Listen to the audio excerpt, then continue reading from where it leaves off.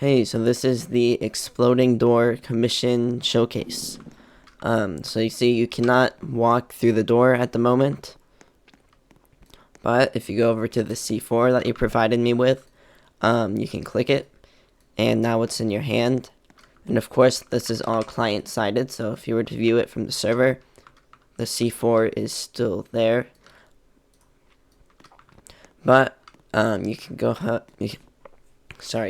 ahead and bring it over here to the store, and you see the transparent C4 here with the click button. So if you click it, it is placed there. Again, all client-sided.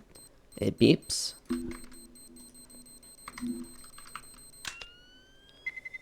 And then it explodes, and the door is destroyed. And now you can walk through it. And of course, as I said, all client-sided.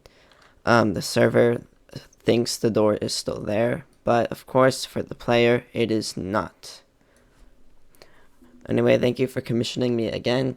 I'll send it to you. Sorry, my voice is weird. I just woke up. I'll send this to you, and yeah, see you.